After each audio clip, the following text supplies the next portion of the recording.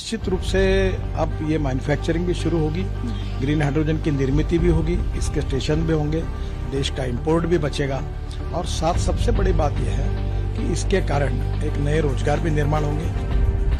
Nitin Gadkari acknowledged India's fuel issues and mentioned green hydrogen is the solution to India's fuel problem. हम अब hydrogen को export करने वाले, energy को export करने वाली कंट्री बनेंगे और ये पर्यावरण पूरक है। Hi everybody. In March 2022, Nitin Gadkari sir surprised the entire nation as he arrived at the parliament in a hydrogen-powered car. And as soon as this happened, we all saw how viral this went on Twitter. And guess what? This was not just a gimmick, but a clear indication to the people of India that hydrogen fuel is the future. Because it's not just the government, Mr. Mukesh Ambani is boldly investing into both blue and green hydrogen. Adani Group is set to invest $70 billion into renewable energy and aims to produce the cheapest hydrogen on earth. And the Tatas are already looking to build hydrogen buses for India. So the question is, what is this green hydrogen all about? How is it going to play out in comparison to the lithium-ion batteries that we already have? And most importantly, as investors, what are the challenges and factors that you need to consider before you invest into green hydrogen related stocks?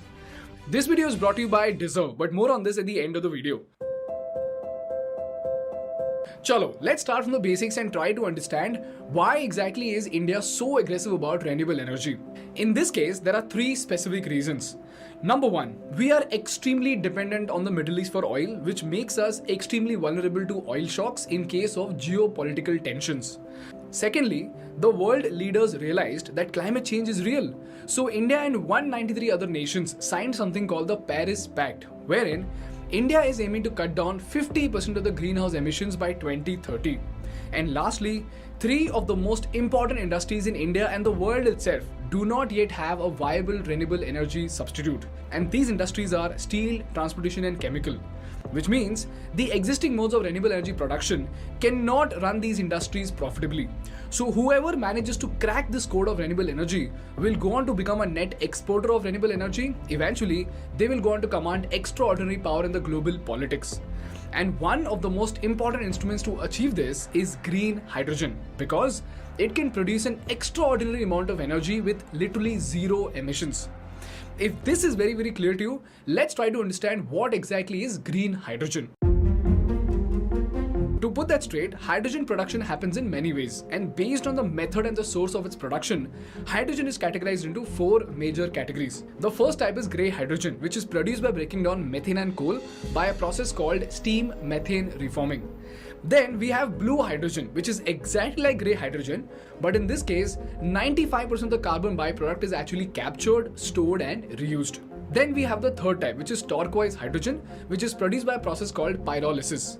And then we have green hydrogen, which is produced not using methane, not using coal, but renewable energy. And the process to get this hydrogen is a process called electrolysis. If you remember, electrolysis was taught to us in 8th standard science. So as you can see clearly, green hydrogen, as the name suggests, is the cleanest form of hydrogen wherein there is no carbon byproduct at all. Now the misconception that people have over here is that when we say hydrogen fuel, most people think hydrogen is a source. But in reality, hydrogen is an energy carrier and not an energy source. Which means what? If you look at the production of green hydrogen, first there'll be a solar power plant that will actually produce electricity. Then this electricity is used to conduct electrolysis. And as this current passes through water, which is H2O, H2O splits into hydrogen and oxygen. And then this hydrogen is stored and then used to dissipate energy. So this way, hydrogen is not the source of energy, but the carrier of energy. Now this begs the question, electrolysis has been there since decades, right? Then why are we talking about green hydrogen electrolysis now and not 15 years back? Well, that is because although electrolysis was there, the cost of production of energy through renewable energy was very high. If you look at this graph, you will know how much the renewable energy sector has actually changed in the past 10 years. If you remember, I showed you this graph about 4 to 5 months back when I spoke about solar watts. In this graph, you will see that from 2009 to 2019, while the cost of producing electricity from coal has decreased by just 2% from $111 to $109 per megawatt hour, the cost of nuclear has increased by 26% from $123 to $155. Whereas the cost of onshore wind has dropped by 70%, going from $135 to just $41. And the cost of solar has decreased by 89%, going from $359 to just $40 per megawatt hour. So for the first time in human history, renewable energy source looks way cheaper than fossil fuels. And in the next 10 years, this cost is expected to drop further from $40 in solar to maybe even less than $5. This is the reason why suddenly electrolysis looks like a feasible process to carry out with renewable energy production. Now the question over here is, why do we need green hydrogen, and what is the problem that hydrogen fuel will solve for the Indian economy? Well, if you look at the industry specific application for green hydrogen, it is almost super important for three major industries: steel, transportation and chemical industry. So let's start with the first industry, which is transportation. Here, let's take the first factor, which is range and volume occupancy. If you look at an EV with an advanced lithium-ion battery, it could achieve 400 to 500 kilometer range, but these batteries would take up 400 to 600 liters of space in your car, which is absolutely enormous. Whereas the fuel cell plus hydrogen storage tank would take up less than 50% of the space. And in the next 5 years, considering the advancement in hydrogen economy, hydrogen tanks plus storage would occupy only 100 liters and can give you a kilometer range of 480 to 500 kilometers. Which means 4 times less occupancy of space for the same range as lithium ion. Secondly, hydrogen fuel cells have an energy to weight ratio that is 10 times greater than lithium ion batteries. So in simple words, if you want to add more range to a vehicle, it is very easy to add to hydrogen cells. But in lithium ion batteries, they are so heavy that if you want to add range, you will need to increase the size of the battery. Which means what will happen? The weight of the vehicle will increase, which will again need more power, so you will have to add more battery. So lithium-ion batteries after a certain point will become counterproductive, whereas with hydrogen it's very simple. Then we have the third factor, which is charging time. If you look at EVs, Tesla Model S can give you a 400 km range with half an hour of charge, and if it is a regular AC charger, it will take up to 4 hours. But when it comes to hydrogen fuel, even a Hyundai truck which has a payload of 34 ton and 400 km range gets recharged in just 8 freaking minutes.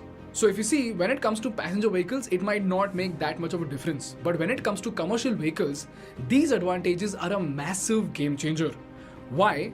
Because if you look at the modes of transportation on a graph wherein you plot weight versus mileage, you will see that EVs are suitable up to a weight of 10 tons and a range of 160 kilometers per day. Whereas, as soon as you look at heavy utility vehicles like fleets and taxis, it becomes very difficult to use EV both due to limitation of range and charging time.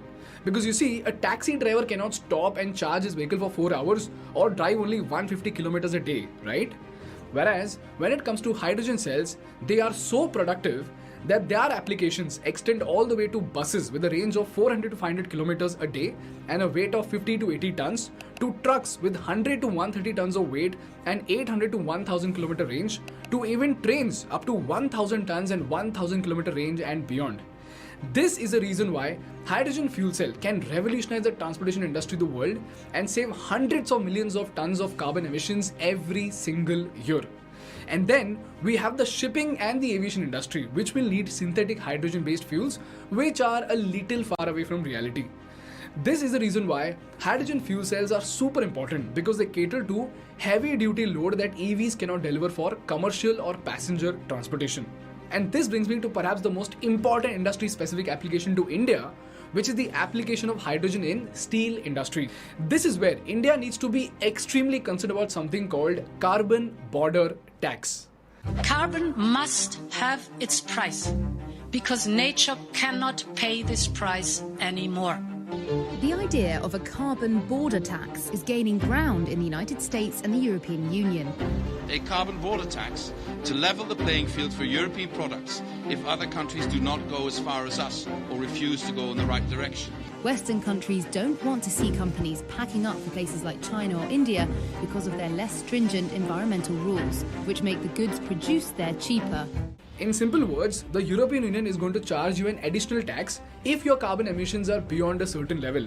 Which means, if we do not decrease our carbon footprint, the cost of Indian products in the European Union will increase. Eventually, it will cost us billions of dollars in trade.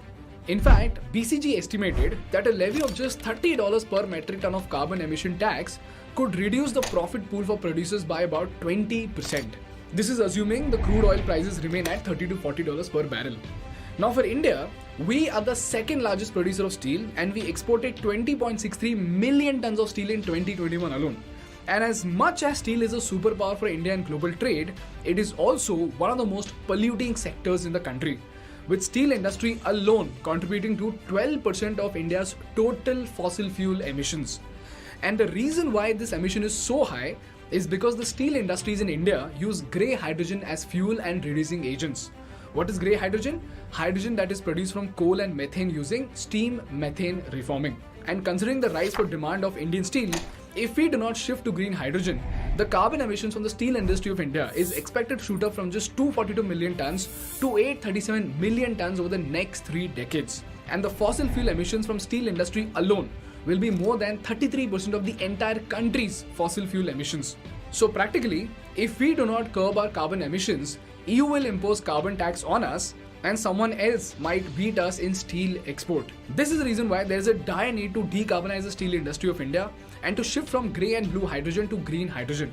For this, I'll attach a detailed report in the description that will actually help you understand the technicalities and the exact figures of when and how this decarbonization will be achieved. And this brings me to the third important industry that we have in India, which is the chemical industry. For this, again, I'll attach a document link in the description because this explanation is too technical unless you study too seriously for your IIT entrance, or else it will just be information overload for you. But in short, if you want to understand this, the concept is very simple. Blue and grey hydrogen are supposed to be replaced by green hydrogen, which is expected to happen with the evolution of solar and wind energy. And this is merely because of the cost of green hydrogen. Similarly, hydrogen also has immense application in oil refinery, glass production, propellant fuels, semiconductors and a lot more. This is the reason why green hydrogen is super important not just for India but every single country on the planet. And whoever manages to crack the code of green hydrogen will go on to become a net exporter. Eventually, that country will go on to command an extraordinary power in the global